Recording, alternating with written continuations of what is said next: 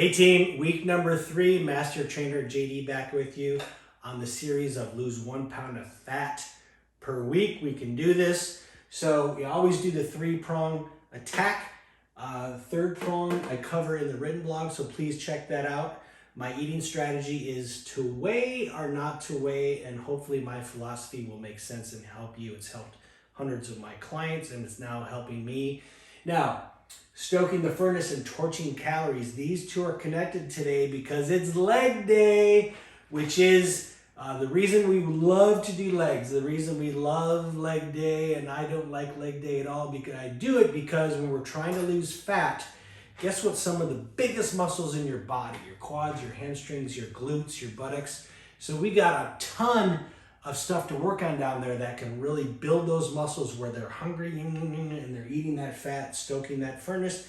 And then when we're working the biggest muscles in our body, guess what that's going to do to our heart? It's going to elevate our heart rate, and we're going to be torching calories in this workout, and we're going to be doing some plyometrics and things that will really burn more calories and get that heart rate up into your training zone. All right, I got a great warm-up for you. So when you're getting into legs, what I recommend is you open up the glide board, sit at the very bottom, and then put your feet up. And then when you roll back, you tend to scoot up. So go down so you get full range of motion when you're doing those squats. So our warm-up is just gonna start two-legged. I like to have my clients and myself use this ball here. So while I'm warming up, I'm gonna focus on form. I have a neutral spine going on. I can a little bit of arch in my back that I can slide my hand under. And then I'm gonna make sure those knees are tracking over the midfoot, which is why the ball helps and which will also engage your inner thighs. Okay, so leg day. Lots of joints at work, so we really wanna make sure we do a proper warm-up. So as you can see, I'm just doing single legs. Now I'm gonna show you from Pilates. And Total Gym calls this the hip roll, so check it out. I love this. I'm gonna come up, I'll do it slow twice, lift my hips, and as I come down, I'm gonna keep lifting my hips, and then when I'm at the bottom, I'm gonna slowly articulate my spine, 1 vertebra at a time, and then back to neutral, and one more time slow, extend up, lift as high as I can, and then keep lifting as high as I can. It feels so yummy. Articulate 1 vertebrae at a time, like you're laying down a string of pearls. And then that feels really good. Not only is it gonna work your buttocks and your lower back, it's gonna really help articulating that spine to keep that spine loosey-juicy. So after I focus on form, I can do that hip roll a little bit faster after you get used to it, but really start slow so you can really focus on stretching that spine. Now, we got the legs warmed up. I'm doing a 2-legged squat, of course. Notice that I'm only pushing about 60% of my body weight. So hey, remember that rule of 10, that you want to burn those muscles quicker than longer, like right around 10 repetitions. So how do I make this twice as hard if I really want to fire those legs and get them taxed? I can just go to a single leg, make it twice as hard.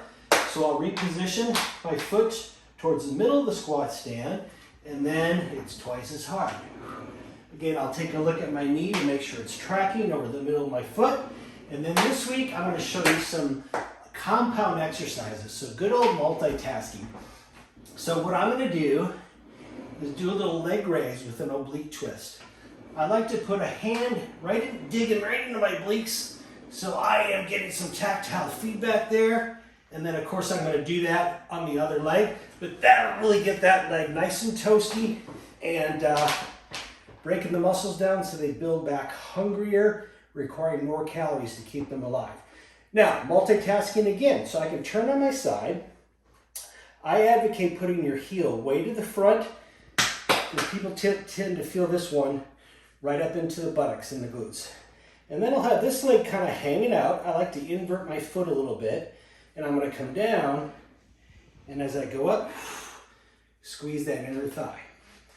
Okay, I'm going really slow just to show you, but you can rock and roll with this. Now the other thing I'm going to do, 3-for-1 special, I'm going to do an oblique crunch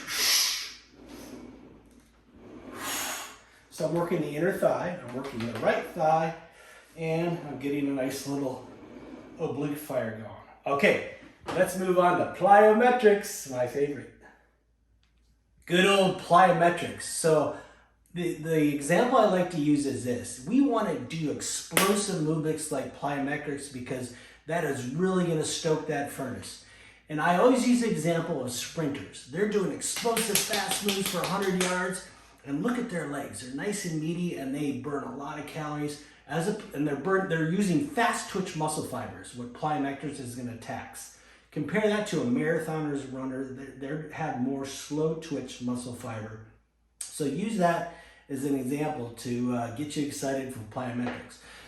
A couple things on form. When you're doing plyometrics, pretend that you're landing on broken glass because you want to land as soft as a kitty cat because that is working your muscles in a different way, the eccentric contraction, and you're controlling that lengthening of the muscle, which is also going to get those legs nice and more powerful.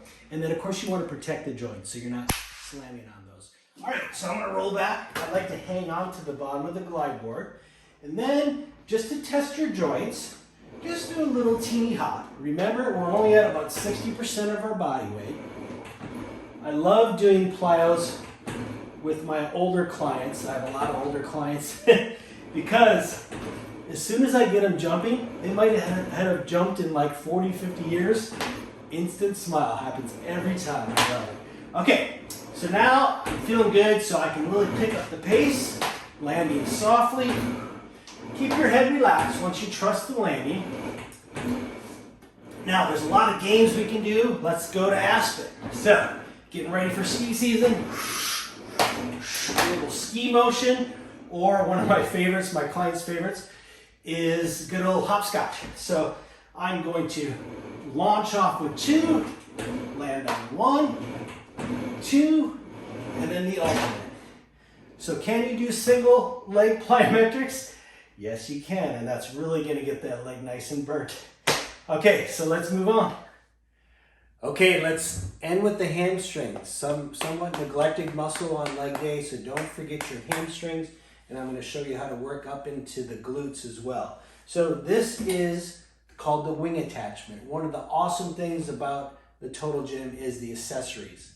Can turn, this being 100 exercises into 1,000 with these little toys that we can get from Total Gym Direct. This is the wing accessory. You can see we can use it for pull-ups, but today hamstrings. So when you do this, make sure that you lead in with your heel and then lead out with your toe. It's just the easier way to get in. And then one more tip. People tend to flex their feet, which is going to burn out this little shin muscle. So keep the toes pointed, pull through the heel so we're working into the hamstrings. I'm going to lie back. And then I'm going to make sure that, again, my tailbone's at the very, very top of the glide board so I get full range of motion.